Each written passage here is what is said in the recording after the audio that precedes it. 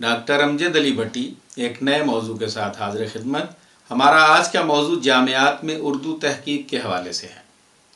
آج ہم پنجاب یونیورسٹی چندی گڑھ کے لیے لکھے گئے مقالے عزیز احمد بحیثیت افسانہ نگار کا کچھ احوال بیان کریں گے۔ اس کے مقالہ نگار ایس مناظر عادل حسن تھے، جبکہ نگران مقالہ پروفیسر محمد شکیل خان۔ تو آئیے اس مقالے کا کچھ احوال بیان کرتے ہیں۔ دنیا کے کسی بھی ادب میں انسان نے اپنے جذبات، احساسات اور تخیلات کو اجاگر کرنے کے لیے کسی نہ کسی صنف سخن کا سہارا لیا ہے اور قارئین تک اپنی بات پہنچائی ہے۔ عالمی ادب میں اور اردو میں صنف افسانہ کو بڑی اہمیت حاصل ہے، حالانکہ اردو میں اس کی عمر بہت طویل نہیں بلکہ 100 سال سے بھی کم ہے، لیکن اس قلیل مدت میں بھی اس کیفیت و کمیت کے اعتبار سے اپنی حیثیت منوا لی ہے۔ پریم چند سے لے کر سید محمد اشرف تک افسانہ نگاروں کی ایک لمبی قطار موجود ہے، اور ان میں ایک اہم اور نمایاں نام عزیز احمد کا بھی ہے۔ عزیز احمد ایک کثیر الجہد ادیب تھے، جنہوں نے اردو کی لگ بھگ تمام اصناف پر طبع آزمائی کی۔ آپ ایک ناول نگار، نقاد، افسانہ نویس اور مترجم ہونے کے علاوہ شعر گوئی کا ملکہ بھی رکھتے تھے۔ آپ تعلیم یافتہ انسان تھے۔ آپ کی ذات میں عربی، فارسی، انگریزی، اردو اور جرمن روایات کا امتزاج تھا۔ ادب اور تاریخ کا مطالعہ بہت وسیع تھا۔ لندن اور کینیڈا کی دانشگاہوں میں درس و تدریس کے دوران مسلمانوں کی تاریخ و تمدن کے متعلق ان کی تحریر کردہ کتابیں دستاویز کی حیثیت رکھتی ہیں اور حوالے کے طور پر استعمال ہوتی ہیں۔ انہی کتابوں کی بدولت عزیز احمد کو بین الاقوامی شہرت اور اعلیٰ اعزازات حاصل ہوئے۔ ان کی علمی خدمات کے اعتراف میں لندن یونیورسٹی نے 1973 میں انہیں ڈی لیٹ کی اعزازی ڈگری سے نوازا۔ بعد میں انہیں رائل سوسائٹی آف کینیڈا کا فیلو بنایا گیا۔ سسلی کے مسلمانوں کی تاریخ پر ان کی کتاب کو 1976 میں اٹلی کی حکومت کی طرف سے بہترین کتاب کا انعام بھی ملا۔ اگرچہ اردو ادب میں ان کی خدمات کا اعتراف بہت کم ہوا ہے، دراصل آپ تمام زندگی ادبی اور نظریاتی تعصب کا شکار رہے ہیں۔ یوں تو اردو ادب میں آپ کی خدمات وسیع ہیں۔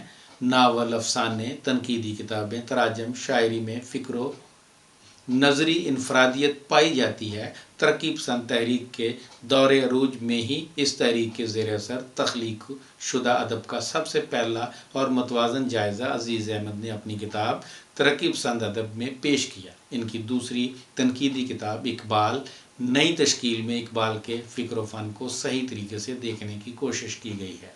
ارسطو کی شعرائے فاک تنقیدی کتاب پوئٹکس کو سب سے پہلے اردو میں منتقل کرنے کا سہرا بھی عزیز احمد کے سر ہے۔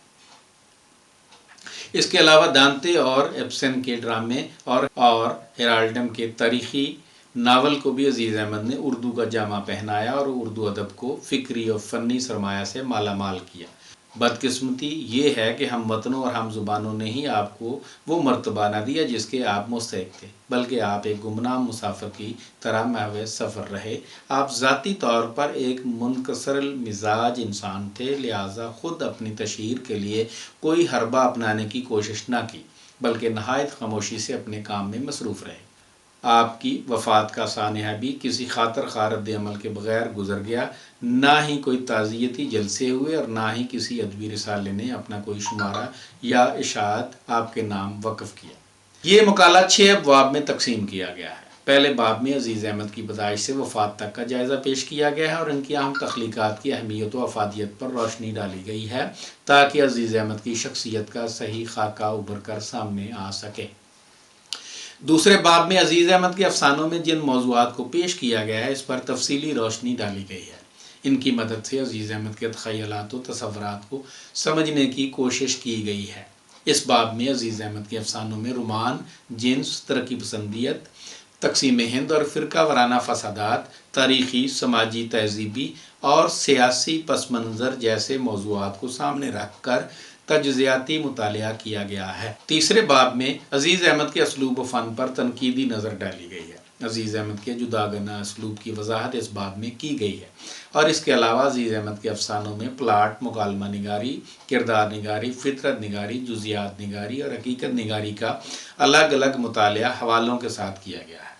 चौथे बाब में अजीज़ अहमद का अफसानवी अदब में क्या मुकाम है, इसका तयन किया गया है और इनकी इम्तियाज़ी खसूसियात को बयान किया गया है। इसके अलावा हम असर अदीबों से तकाबली जायज़ा भी इस बाब में शामिल है ताकि अजीज़ अहमद की इम्तियाज़ात को वाज़ेह हो सके। पाँचवें बाब में आपके अदबी कारनामे और इनामात पर नज़र डाली गई है। आखिरी बाब में इस मकाला में तहरीर करदा तमाम बातों का तज्ज़िया करते हुए नताइज अख्ज़ करने की कोशिश की गई है ताकि इनकी कदर व कीमत वाज़ेह हो सके।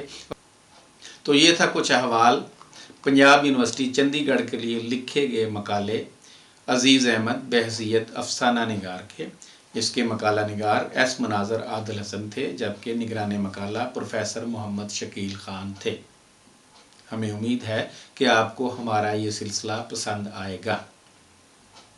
यहाँ हम एक ऐलान भी करते चलें कि जिन अहबाब को हमारे बयान करदा मकालों की सॉफ्ट कापी चाहिए वो हमें हमारे व्हाट्सएप नंबर पे लिख भेजें ताकि हम उन्हें सॉफ्ट कापी मुहैया करें। और अगर किसी तालिब इल्म को मुहक्कक और नकाद को हार्ड में कापी चाहिए तो उसके लिए भी वो हमें लिख भेजें। उसके जो चार्जेस एक्चुअल होंगे वो डायरेक्टली वो फ़ोटोकॉपियर को या बाइंडर को वो अदा कर देंगे। हमें उम्मीद है कि आपको हमारा ये सिलसिला अच्छा लगेगा और आप हमारे चैनल को सब्सक्राइब करेंगे, लाइक करेंगे और दोस्तों में शेयर करेंगे। आपका बहुत शुक्रिया।